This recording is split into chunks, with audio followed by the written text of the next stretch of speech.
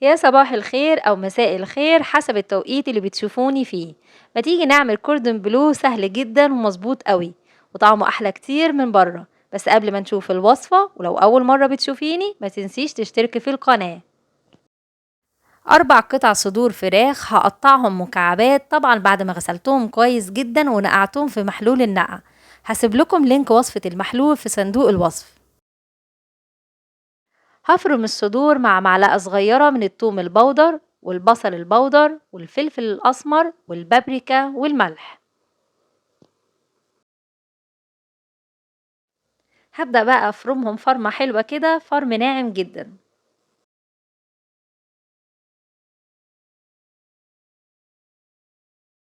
هجيب الاسترتش بتاع المطبخ وهفرده كده وهدهنه بالزيت، وكمان هدهن ايدي بالزيت. وهبدأ أفرد جزء من الفراخ المفرومة زي ما انتوا شايفين كده، وهشيل أي زيادة من الجوانب بالسكينة، بحيث عايزاها تكون متساوية من الأطراف. هضيف شريحة تركي مدخن أو ممكن العادي، وممكن تستخدمي لانشون عادي حسب المتاح عندك واللي انت عايزاه. بعد كده هحط جبنة شيدر أو أي نوع تفضليه. هبدأ بقى ألف الكوردون بلو بالاسترتش كده زي ما انتوا شايفين بالشكل ده، وهضغط عليها من الجوانب كأني بعمل كده لفة بونبوني.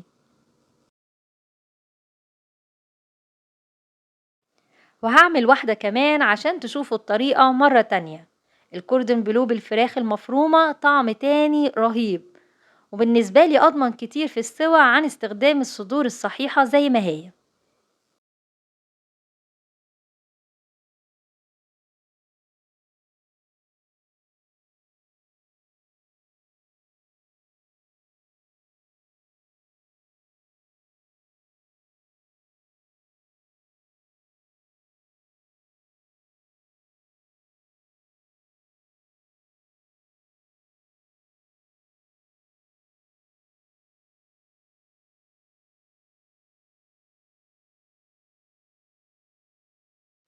خلصت كل الكمية وهحطها في الفريزر ساعة على الأقل، عشان أضمن إن هي ما تفكش مني في الزيت. في الوقت ده هبدأ أعمل صوص الديجون اللي بيتقدم مع الكوردون بلو. قطعتين زبدة وهضيف عليهم معلقة كبيرة من الدقيق. هقلب كأني بعمل صوص البشاميل. طبعا لما الدقيق يستوي هضيف كوباية لبن، وبمجرد القوام يتقل شوية هقفل عليه.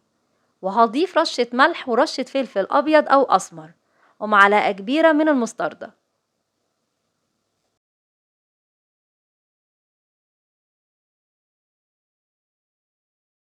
بعد كده هضيف شريحة كبيرة من الجبنة الشيدر أو أي نوع جبنة تانية، بتدي طعم حلو للصوص وده اختياري. وكده الصوص بقى جاهز معانا. هبدأ بقى أحضر الغلاف الخارجي للكوردون بلو.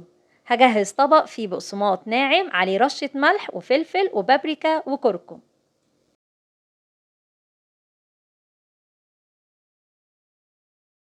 وطبق فيه بيضة عليها فنجان لبن ورشة ملح وفلفل أسمر.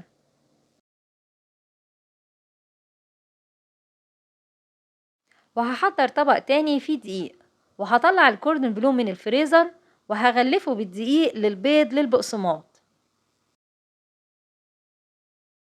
يا جماعة واحنا بنشتغل دايما ايد تكون ناشفة واحنا بنطبطب على الكوردون بلو، عشان ما نهدرش من البقسماط، وكمان البقسماط يلزق في ايدينا ويخلص منا بسرعة.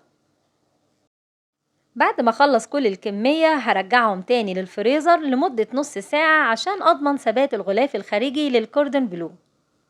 هنيجي بقى هنا لمرحلة القلي. زيت ساخن وهبدأ كده بالراحة هحمرهم من كل الجوانب، وبعد كده هطلعهم على مناديل المطبخ.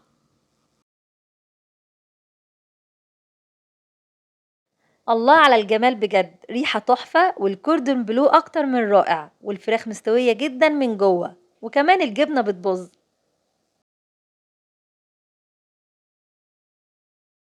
لو الفيديو عجبك ما تنسيش تعملي لي لايك وشير، ولو لسه ما اشتركتيش في القناة ياريت تشتركي وتفعلي الجرس عشان دايما تشوفي كل وصفاتي الجديدة، واشوفكم في فيديو جديد.